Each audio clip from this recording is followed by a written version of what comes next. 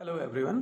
So welcome to the first lecture of Human Anatomy and Physiology 2, which will be completely aligned with the syllabus of B Pharm second semester, जो उसमें अपना Human Anatomy and Physiology 2 है subject, right? उसके हिसाब से मैंने ये जो सिलेबस है ये अलाइन करके मैं इसकी वीडियोस बना रहा हूँ। तो ये जो हमारे डिस्कशंस रहने वाले हैं ये नॉलेज पॉइंट ऑफ व्यू के लिए तो इम्पोर्टेंट है ही। In addition to that our class will be highly focused. These notes are tailored with the syllabus of B pharm second semester में जो HAP2 है उसके साथ है ना, according to the PCI syllabus, revised syllabus. तो हम उसके हिसाब से इसको टैली करके ये जो सिलेबस है ये बना रहे हैं। इसका मतलब ये नहीं है कि ये जस्ट है ना बी फार्म सेकेंड सेमेस्टर के बच्चों के लिए यूजफुल है। इन एडिशन टू दैट मैंने कुछ ऐसे और भी इंटरेस्टिंग टॉपिक्स इनमें ऐड करे हैं, है ना, जो कंप्लीमेंट करके जो अपना फार्म डी का सिलेबस है, फार्म डी फर्स्ट ईयर का, तो उसको भी ये आराम से कवर करता है। तो जो अपने फार्मडी के सिलेबस में जो है, राइट, वो क्या है कि वो एक अलग तरीके से उसका जो सीरियल नंबर है उसका अलग तरीके से है, और हाउएवर जो फार्मडी का सिलेबस है उसमें जो सीरियल नंबर है, यूनिट का नंबर है, लेक्चर है, चैप्टर है, वो अलग तरीके से है। तो वहाँ पे कुछ थोड़ा बहुत वेरिएशंस हो सकती है। जो अंदर की मैंने टेक्निकल डिटेल्स डाली है वो डिटेल जो है वो दोनों कोर्स को मैंने ध्यान पे रख के डाली है, ताकि ये एग्जाम पॉइंट ऑफ व्यू के लिए या फिर नॉलेज पॉइंट ऑफ व्यू के लिए बी फार्म के बच्चों को भी इक्वली कम्पिटेंट रहे और सेम चीजें फार्म डी के बच्चों को भी रहे। तो मैं यहाँ पे ये बोल सकता हूँ कि जो ये क्लासेज या नोट रहेंगे ये जो है ये सिलेबस के हिसाब से जो बी फार्म है या फिर जो फार्म डी है दोनों को भी कवर करने वाले हैं। हाउएवर ये बी फार्म सेकेंड सेमेस्टर के बच्चों को थोड़ा आसान लग सकता है, क्योंकि ये उनके सिलेबस के हिसाब से टेलर करके बनाया गया है। थोड़ा बहुत आगे पीछे रहेगा फार्मडी के सिलेबस के साथ। हाउएवर ये दोनों भी चीजों के लिए बहुत ही इंपॉर्टेंट है, right, with this particular concept. तो आज मैं एक छोटा सा इंट्रो से अपना जो क्लास है वो चालू करना चाहूंगा, राइट। तो जो अपना बी फार्म के सेकेंड सेमेस्टर में जो ह्यूमन एनाटॉमी एंड फिजियोलॉजी का 2 है, राइट, उसमें जो अपना पहला सिस्टम है वो है नर्वस सिस्टम, है ना। ऐसे ही फॉलोड बाय डाइजेस्टिव सिस्टम, ऐसे ही followed by respiratory system, then followed by urinary system, उसके बाद एंडोक्राइन सिस्टम और रिप्रोडक्टिव सिस्टम करके टोटल जो अपने 6 यूनिट्स हैं वो 6 यूनिट्स है, राइट। और ये जो जितने भी 6 यूनिट्स है ये सारे अपने फॉर्म डी के सिलेबस में भी है। तो एनीवे यहाँ पे हम जो है अभी बी फार्म सेकेंड सेमेस्टर के हिसाब से इसको करते जाएंगे। हाउएवर ये फार्म डी के लिए भी हम इसको आराम से रिफर कर सकते हैं।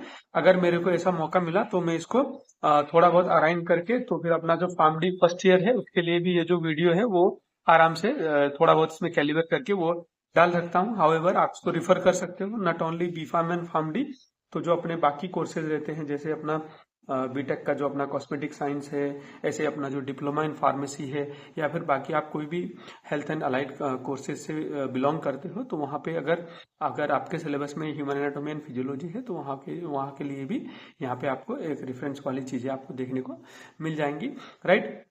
और इसके बाद में जैसे मेरा ये वाला प्लेलिस्ट खत्म हो जाएगा, ये वाला कोर्स खत्म हो जाएगा, कोर्स बोले तो सब्जेक्ट जो है HAP2 खत्म हो जाएगा, तो मैं इसके बाद जो बाकी रिमेनिंग चीजें हैं HAP1 की वो भी आपके सामने लेके आने की कोशिश करूंगा। और फिर देखते हैं इसको मैं किस तरीके से अलाइन कर सकता हूँ ताकि हम इसको फार्म डे के लिए भी अच्छे से सही तरीके से हम अपलोड कर सके, right. Having said that, let's start with the today's class with the introduction to nervous system, right. तो नर्वस सिस्टम क्या है, अभी मैं क्या है कि ह्यूमन एनाटॉमी एंड फिजियोलॉजी के जो बेसिक बैकग्राउंड टर्मिनोलॉजी वो सारी चीजें रहती है वो मैं नहीं जाऊंगा, क्योंकि वो आपने HAP1 में ऑलरेडी कवर कर ली है, राइट। तो जो यहाँ पे अपना जो रेगुलर अपना एक सिलेबस का टॉपिक रहता है मैं उस तरीके से इसको आगे लेके जाऊंगा। होप आपको चीजें यहाँ पे समझ में आ जाएगी, राइट। तो ये थोड़ा बैकग्राउंड था, तो क्योंकि ये मेरा पहला क्लास है तो मेरे को यहाँ तक थोड़ा टाइम लगा, 5 मिनट तक का ऐसा टाइम लगा कि मैं आपको चीजें थोड़ा बहुत क्लियर कर दूं और इंट्रोड्यूस कर दूं। और आपके जानकारी के लिए जो है ये जो मेरे भी हैंड रिटन नोट्स हैं इसको आप नोट की तरह अपने अपने एग्जाम के लिए उसके लिए अच्छे से यूज कर सकते हो, बिना कॉपीराइट के, बिना कोई दिक्कत के, राइट। और आपको मालूम है ये जो मेरे नोट्स है ये तो मेरे टेलीग्राम चैनल पे आपको अवेलेबल हो जाएंगे, मैं वहाँ पे इसको अपलोड कर दूंगा, तो आप मेरे टेलीग्राम ग्रुप को ज्वाइन करके इसको डाउनलोड कर सकते हो। और आगे भी देखते हैं कि अगर 7 सेम 8 सेम में ऐसे कुछ जो इम्पोर्टेंट सब्जेक्ट से specially related to the pharmacy practice में उनकी भी जो नोट्स या क्लासेज है वो मैं लेके आने की कोशिश करूंगा। Now without any other disturbances let's start with the today's topic that is nervous system. तो क्या है ये नर्वस सिस्टम, राइट? तो मैं ये नर्वस सिस्टम को स्टार्ट करने से पहले कुछ बैकग्राउंड इन्फॉर्मेशन से मैं चालू करना चाहूँगा, राइट? अगर हम देखेंगे कि जितने भी बॉडी में हमारे सिस्टम्स है, राइट? पहले तो सिस्टम क्या है कि ये जो हमारे बॉडी में जो ऑर्गन है, जो सिमिलर टाइप की स्पेशलिटी रहती है जिन ऑर्गन में, राइट? और जो एक दूसरे के कोऑर्डिनेशन में अच्छे तरीके से काम करते हैं और एक पर्टिकुलर जो मैकेनिज्म है उसको एग्जीक्यूट करते हैं। तो इस टाइप के जो एक ग्रुप रहता है, राइट? जो इस टाइप का एक जो सिस्टम रहता है उसको हम सिस्टम बोलते हैं। बेसिकली फॉर एग्जांपल जैसे किडनी है, किडनी क्या करती है? यूरिन फॉर्मेशन करने में हेल्प करती है। ऐसे उसमें जो यूरेटर है वो बने हुए यूरिन को कलेक्ट करके जो है ट्रांसपोर्ट करने में हेल्प करता है। जो फिर यूरिनरी ब्लैडर है वो टेम्पोररी रिजर्वर का काम करता है और जो यूरेथ्रा है उसको एक्सक्रीट करता है। तो ये जितने भी सारे ऑर्गन्स है एक दूसरे के साथ मिले हुए छोटे छोटे पार्ट्स हैं, ये एक दूसरे के समन्वय के साथ काम करते हैं, एक दूसरे के साथ मिलके काम करते हैं। तो एक जो बड़ा काम है एक्सक्रेशन करना उसको एग्जीक्यूट करते। तो जिस ऐसे ही डिफरेंट डिफरेंट पार्ट्स अगर हमारे बॉडी के मिलके एक कोई बड़े काम को अगर एग्जीक्यूट करते हैं तो उसको हम सिस्टम बोलते हैं। अगर हम उसको डिफरेंट लेवल में डिस्कस करेंगे तो है ना, सेलुलर लेवल आता है। सेलुलर लेवल के बाद स्पेसिफिक ग्रुप ऑफ सेल जो टुगेदर काम करते हैं विद सेम पर्पस, तो ऐसे को हम टिश्यू बोलते हैं। अगर ऐसे ही फिर सिमिलर टिश्यू है ना, सिमिलर पर्पस के साथ कहीं पे कुछ काम करते हैं तो उसको हम फिर ऑर्गन लेवल बोलते हैं। अगर यहीं पे बहुत सारे ऑर्गन्स मिलके सेम पर्पस के हिसाब से है ना तो कुछ काम करते हैं तो उसको हम सिस्टम लेवल बोलते हैं। ये सारी चीजें हमने पहले डिस्कस करी हुई है HAP1 में। एनीवे यहाँ पे भी ये चीजें समझनी जरूरी थी तो मैंने उसका जो है थोड़ा बहुत बैकग्राउंड इन्फॉर्मेशन दे दिया। अगर हम बात करेंगे नर्वस टिश्यू की और या नर्वस सिस्टम की, तो यहाँ पे हमको ये समझना है कि बीइंग अ ह्यूमन बीइंग है ना, हम लोग ह्यूमन बीइंग है तो हम लोग अपने को जितने भी हमारे पास लिविंग ऑर्गेनिजम्स है पूरे इंटायर वर्ल्ड में, उनमें से हम अपने को सुपेरियर मानते हैं, राइट? क्योंकि हमारे पास थिंकिंग एबिलिटी है, हमारे पास है ना रीजनिंग की एबिलिटी है, हमारे पास एक लॉजिकल थिंकिंग की एबिलिटी है, हमारे पास है ना एक फ्यूचर के लिए प्लानिंग करने वाली एबिलिटी है। तो ये जो एबिलिटी है ये ह्यूमन के पास बहुत अच्छी एबिलिटी है कंपेयर टू दी बाकी जो लिविंग ऑर्गेनिज्म है या फिर लिविंग माइक्रो ऑर्गेनिज्म है उनके कंपेयर में जो हमारा नर्वस सिस्टम है वो कंपैरेटिवली स्ट्रांग है, कंपैरेटिवली रोबोस्ट है, कंपैरेटिवली हायर है, राइट? जो अपने जो नर्वस रिलेटेड एक्टिविटीज रहती है उसको हम अच्छी तरीके से एग्जीक्यूट कर सकते हैं, इसीलिए जो है हम अपने को सुपेरियर मानते हैं। अगर हम देखें बाकी सिस्टम जैसे रिप्रोडक्शन ह्यूमन में बहुत ही कमजोर रहता है ना, ऐसे अगर हम बाकी सिस्टम देखें कार्डियोवैस्कुलर सिस्टम है ना, वो भी अपने में कोई ऐसा नहीं है। सेंस ऑर्गन्स तो हमारे में पुअर है ही। इम्यूनिटी की बात करें तो one of the lowest immunity creature में आता है ह्यूमन बीइंग। तो जो बाकी सिस्टम है हमारे इतने अच्छे नहीं है क्योंकि हमारा नर्वस सिस्टम बहुत अच्छा है। तो हम लोग क्या करते हैं कि जो एक इंटीग्रेशन रहता है ना, जो एक ऑप्टिमाइजेशन करना रहता है इंफॉर्मेशन को, वो हम सबसे अच्छा कर सकते हैं, बहुत बेहतर कर सकते हैं, राइट?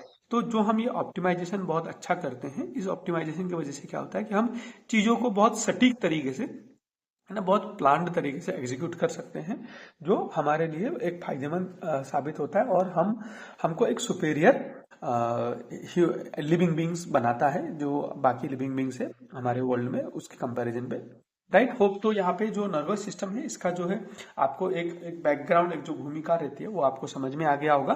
तो ये जो नर्वस सिस्टम है ये हम क्या है, अब हम इसको थोड़ा लॉजिकल तरीके से देखेंगे, एग्जाम पॉइंट ऑफ व्यू के हिसाब से देखेंगे, सिलेबस पॉइंट ऑफ व्यू के हिसाब से देखेंगे। तो जो नर्वस सिस्टम है it is a master controlling, मैंने पहले ही बोला है कि ये एक master controlling and communication system है जो हमारे बॉडी के बाकी सिस्टम है, ऑर्गन सिस्टम है, उन सिस्टम को मास्टर्स करता है, उन सिस्टम को कंट्रोल करता है, उन सिस्टम को कोऑर्डिनेट करता है, उन सिस्टम को इंटीग्रेट करता है, उन सिस्टम को एक डायरेक्शन देता है। ये कौन करता है? नर्वस सिस्टम करता है। और हमारे पूरे जो बॉडी सिस्टम में बहुत सारे सिस्टम है या फिर बहुत सारे पार्ट्स है, ऑर्गन्स है, टिश्यूज है, सेल्स है, उनके साथ कम्युनिकेट करना है ना, उनकी जो इंफॉर्मेशन है उसको ब्रेन तक पहुंचाना और फिर ब्रेन में जाके उस इंफॉर्मेशन को एकदम सही तरीके से इंटीग्रेट करना, ऑप्टिमाइज करना, एनालाइज करना, लॉजिकल थिंकिंग करना, रीजनिंग करना, ये सारी चीजें करना और उसके रिस्पॉन्स में एक मोटर रिस्पॉन्स देना ताकि हम अच्छे से अच्छा चीज आगे जाके एक्सिक्यूट कर सके। तो ये सारा हमारा नर्वस सिस्टम का खेल है। It works in integration with endocrine system. तो क्या होता है ना, जहां जहां पे न्यूरॉन्स है, जहां जहां पे इसके फंक्शनल यूनिट्स है, न्यूरोनल सेल्स है, वहां वहां पे तो न्यूरॉन्स जाके काम करेंगे। तो ऐसा भी नहीं पॉसिबल है कि हर जगह में अपना न्यूरॉन्स की अवेलेबिलिटी हो। तो जहां पे न्यूरोनल अवेलेबिलिटी नहीं रहती या फिर उनकी अवेलेबिलिटी कमजोर हो जाती है, तो वहां पे हमारा जो इंडोक्राइन सिस्टम है वो काम पे आता है। तो इंडोक्राइन सिस्टम में जनरली बेसिकली क्या होता है कि हार्मोन्स रिलीज होते हैं, और वो हार्मोन जो है वो मैसेंजर का काम करते हैं, और वो इन्फॉर्मेशन को जो है वो पर्टिकुलर ऑर्गन सिस्टम तक लेके जाते हैं रिसेप्टर के थ्रू से, और फिर सेल से कुछ तो ऐसा काम कराते हैं जो हमारे बॉडी को होमियोस्टेसिस प्रोवाइड करना हो या फिर कोई भी फंक्शन एग्जीक्यूट करना हो उसके लिए हेल्प करता है। तो यहाँ पे बेसिकली इसका कहने का मतलब क्या इस सेंटेंस का, कि जो हमारा नर्वस सिस्टम है वो पैरेलली इंडोक्राइन सिस्टम के साथ मिलके काम करता है। तो हमारे जो सिस्टम की इफिकेसी है वो बहुत अच्छी हो जाती है, वो बढ़ जाती है। तो ये समझ में आ गया होगा आपको ये पॉइंट।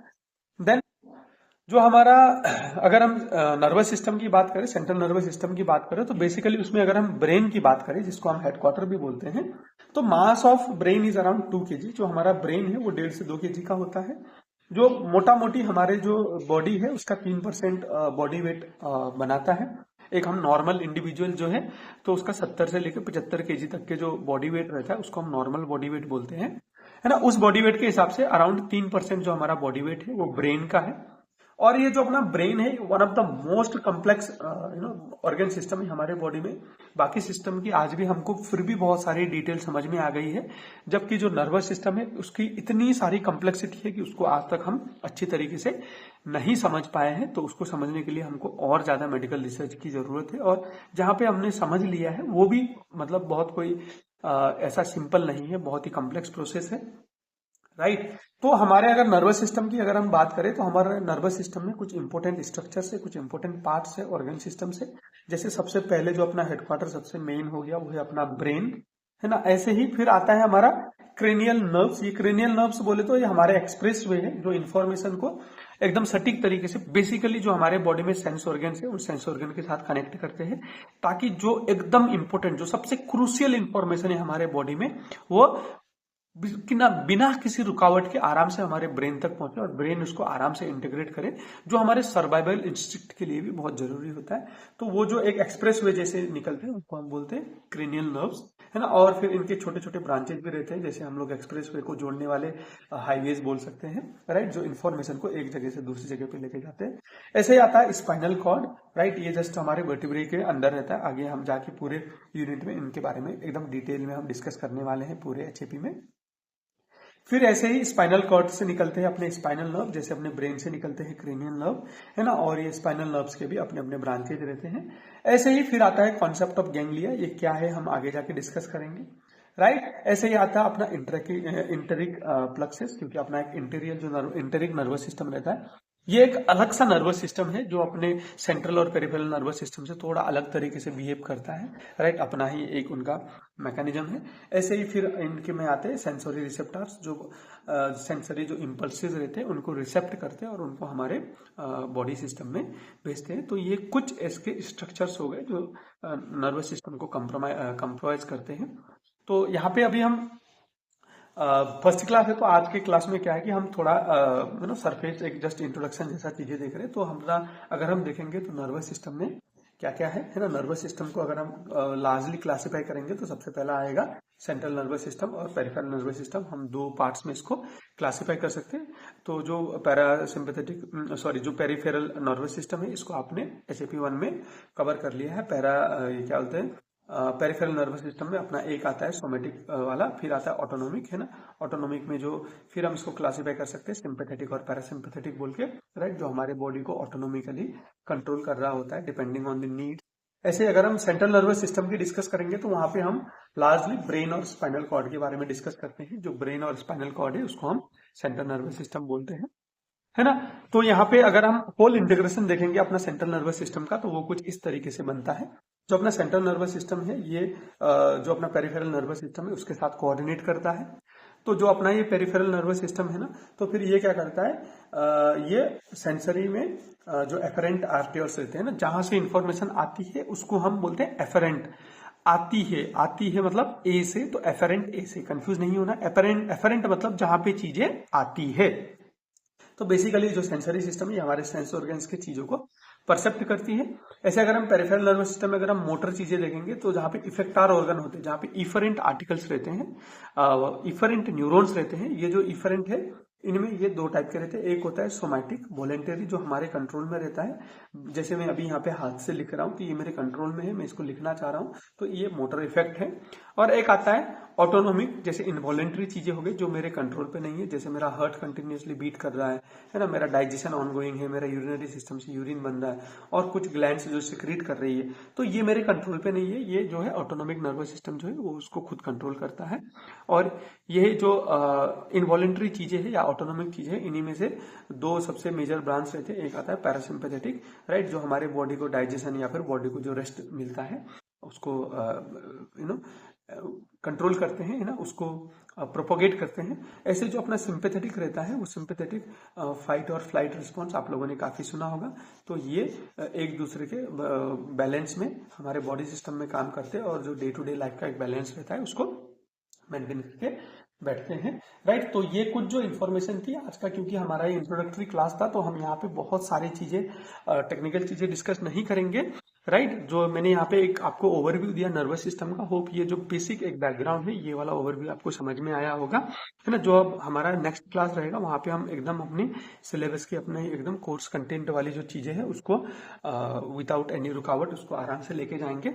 तो राइट, आज का जो क्लास है वहां पे हमने देखा कि बैकग्राउंड पहले तो हमारा ये कोर्स में हम क्या क्या डील करेंगे, एग्जाम पॉइंट ऑफ व्यू के लिए हम इसको कैसे प्रिपेयर करेंगे, और ये किस किस कोर्स के लिए इंपॉर्टेंट है, राइट। उसके बाद में हमने देखा कि नर्वस सिस्टम बेसिकली क्या है, राइट, ये किस किस स्ट्रक्चर से बनता है, और जो नर्वस सिस्टम है ना उसका जो अगर हम बोलेंगे एकदम शॉर्ट एंड कॉन्साइज क्लासीफाई कैसे कर सकते हैं, तो वो सारी चीज हमने यहाँ पे देखी। होप ये क्लास आपको एक बैकग्राउंड जो है इंफॉर्मेशन देने में एबल रहा होगा, है ना। आपको जो एक भूमिका बांधनी होती है वो आपको हो गया होगा। तो जो हम नेक्स्ट क्लास रहेगा वहां से हम प्रॉपरली अपना जो नर्वस सिस्टम है और अब जो अपना HAP2 का सिलेबस है उसको आराम से लेके जाएंगे। हैविंग सेड दैट, है ना, thank you for listening this introductory session, right. Tomorrow onwards we will start our regular classes, और आप आराम से ज्वाइन कर सकते हो, और ये जो चैनल को आप अपने दोस्तों के साथ भी शेयर कर सकते हो। अगर आपको पसंद आता है कंटेंट तो आप इसको लाइक भी कर सकते हो। कुछ भी कंफ्यूजन, कोई भी डाउट रहता है तो आप नीचे कमेंट कर सकते हो सकता है कि कहीं कहीं पे कुछ चीजें छूट जाए, कुछ चीजें मिसप्रोनाउंस हो जाए, है ना, गलत भी हो जाए, तो ऐसा भी हो सकता है। आप नीचे कमेंट्स में वो कंफ्यूजन पूछ सकते हो, तो ताकि मैं उस चीजों को रेक्टिफाई कर सकूं।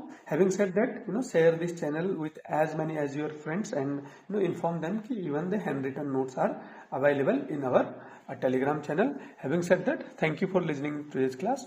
Thank you. See you in the another class very soon.